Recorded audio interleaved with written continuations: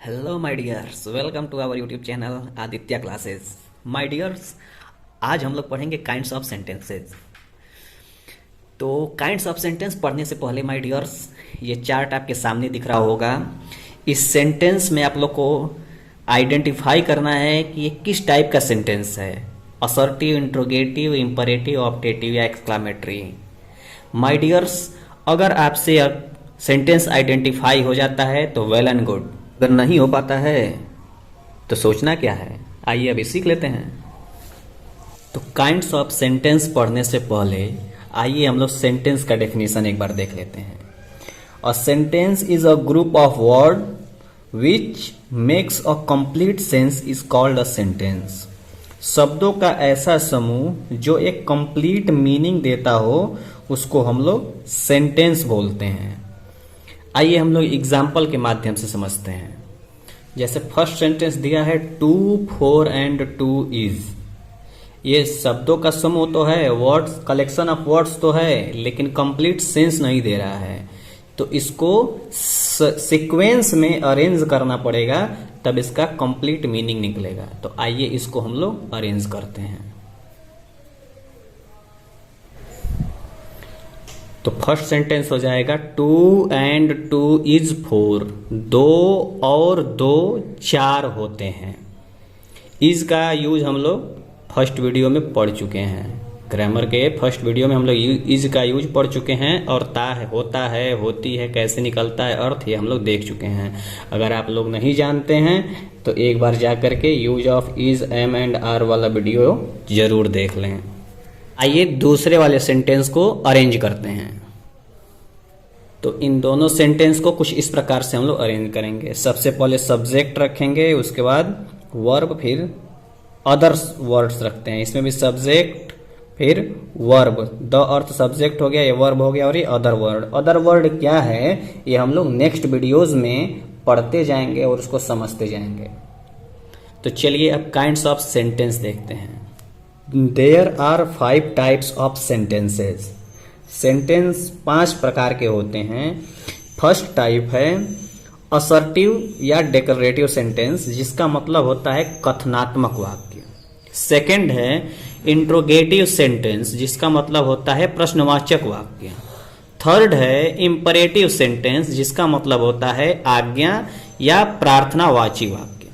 Fourth है exclamatory sentence, जिसका मतलब होता है आश्चर्यबोधक वाक्य। फिफ्थ है ऑप्टेटिव सेंटेंस, जिसका मतलब होता है इच्छाबोधक वाक्य। स्टूडेंट्स, आइए अब हम लोग फर्स्ट असर्टिव या डेक्लरेटिव सेंटेंस का डेफिनेशन देखते हैं। असर्टिव सेंटेंस इन वाक्यों से किसी घटना के होने या न होने का वर्णन होता है। ठीक है, इन वाक्यों से पता चलता है कोई घटना घटित हो रही है या नहीं हो रही है।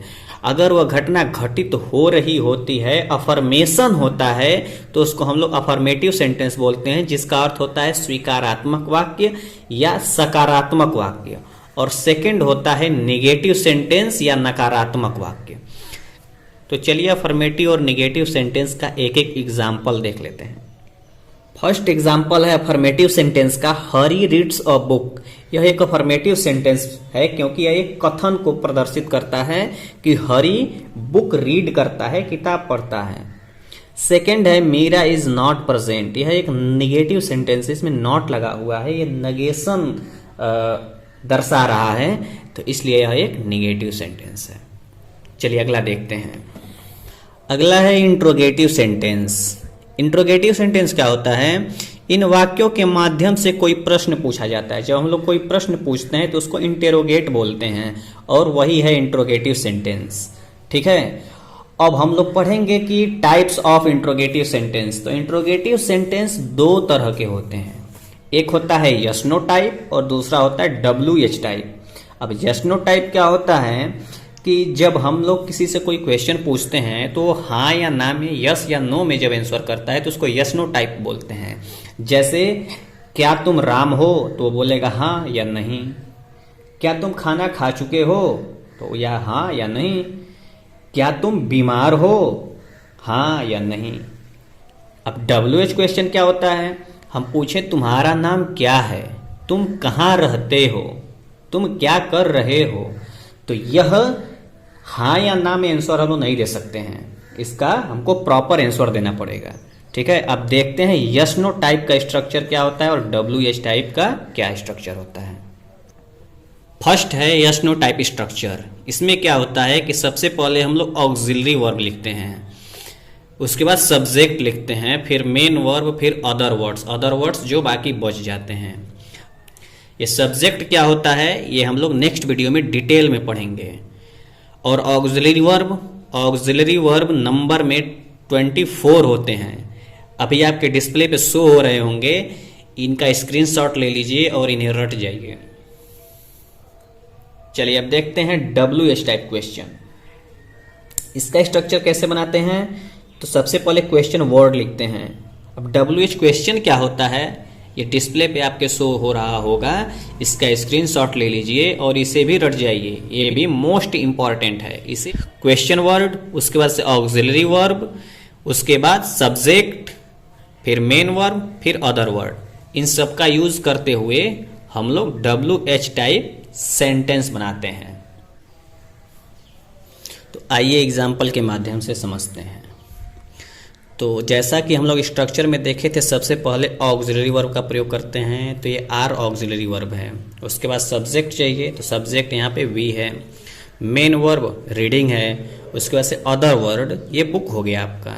ठीक है, चूंकि यहाँ पे ऑब्जेक्ट है, पर अभी हम ये मान के चल रहे हैं कि आपको नहीं पता है, तो ये अदर वर्ड में रखिए और हम लोग नेक्स्ट वीडियोज़ में ये सारी चीज़ें हम लोग पढ़ते जाएंगे स्टेप बाय स्टेप। फिर है ये ऑक्सिलरी वर्ब डू, फिर ये दे सब्जेक्ट हो गया, ये वर्ब हो गया लाइक मेन वर्ब, और ये कॉफी ऑब्जेक्ट। फिर हैव, ये भी ऑक्सिलरी वर्ब की लिस्ट में था। फिर सब्जेक्ट, ये नॉट निगेटिव जब बनाएंगे हम लोग इसका तो नॉट लगा देते हैं, इंट्रोगेटिव निगेटिव सेंटेंस हो गया। उसके बाद से सीन आपका मेन वर्ब हो गया और दिस फिल्म आपका ऑब्जेक्ट हो गया। इसी प्रकार आइए देखते हैं W H type question. W H type questions में हमने देखा था कि सबसे पहले क्वेश्चन वर्ड लिखते हैं। तो क्वेश्चन वर्ड ये रहा व्हाट और वाई, ये दोनों लिस्ट में थे, आप ये दोनों लिस्ट में थे ना।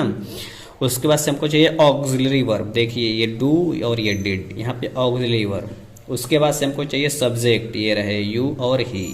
उसके बाद मेन वर्ब की जरूरत होती है, तो ये रहा लर्न और ये रिटर्न, ये नेगेटिव सेंटेंस हो गया, इंट्रोगेटिव निगेटिव।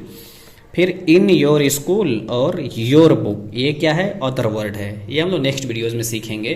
वैसे हम रीडिंग स्टोरी रीडिंग बुक में बार बार बोलते हैं कि ये पजेसिव है, पजेसिव एडजेक्टिव। अब पजेसिव एडजेक्टिव क्या होता है हम लोग एडजेक्टिव चैप्टर में डिटेल में पढ़ेंगे। अगला है इंपरेटिव सेंटेंस। जिस वाक्य से आज्ञा, प्रार्थना, सलाह या प्रस्ताव का भाव व्यक्त होता है उसे इंपरेटिव सेंटेंस कहते हैं। तो फर्स्ट सेंटेंस है bring your book to me, अपनी किताब मेरे पास ले आओ। ये क्या है, ये एक ऑर्डर है। हेल्प द नीडी, जरूरतमंदों की हेल्प करो, जरूरतमंदों की सहायता करो, ये क्या है एडवाइस है। Give me your book please, कृपया अपनी किताब मुझे दो, ये क्या है एक रिक्वेस्ट है। Let us go to the cinema, चलो सिनेमा चलते हैं, आओ सिनेमा चलते हैं, ये क्या है एक प्रस्तावना है, प्रपोजल। एक इंपॉर्टेंट थिंग इसे नोट कर लीजिए कि इंपरेटिव सेंटेंस में सब्जेक्ट यू छिपा रहता है, इन सब में यू जो है वो सब्जेक्ट है। अगला है एक्सक्लामेटरी सेंटेंस। जिस वाक्य से कोई आश्चर्य, हर्ष, शोक, भय, करुणा, घृणा आदि का भाव प्रकट होता है एक्सक्लामेटरी सेंटेंस कहलाता है। तो आइए स्ट्रक्चर देख लेते हैं कि एक्सक्लामेटरी सेंटेंस बनता कैसे है। सबसे पहले देखिए, पहला दो तरीके होते हैं। पहला तरीका है कि हाउ प्लस एडजेक्टिव लिख करके सेंटेंस बना सकते हैं, नहीं तो व्हाट प्लस एडजेक्टिव प्लस ये नाउन रहेगा, NOUN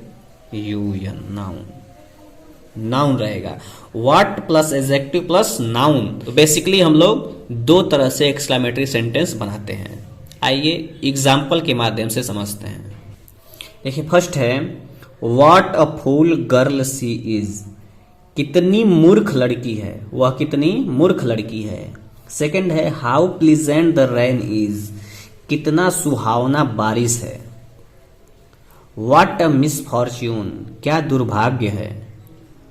alas I am ruined, हाय मैं बर्बाद हो गया।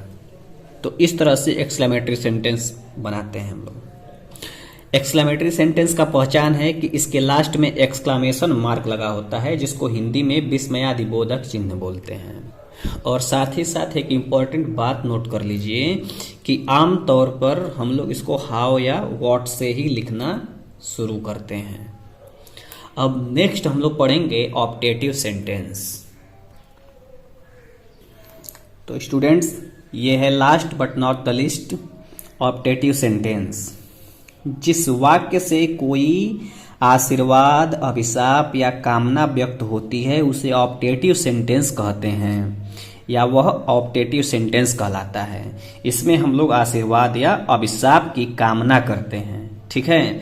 जैसे मे यू लिव लॉन्ग, भगवान करे तुम दीर्घायु हो। May you go to hell, तुम भाड़ में जाओ।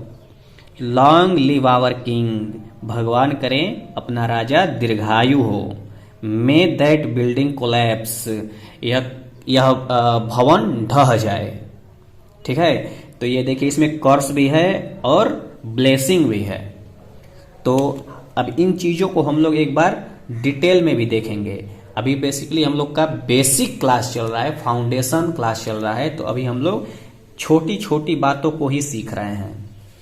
आने वाले वीडियोस में, नेक्स्ट वीडियोस में जब हम लोग धीरे धीरे हम लोग का लेवल बढ़ता जाएगा तो हम लोग बहुत अच्छे से इंग्लिश को डिटेल में पढ़ेंगे।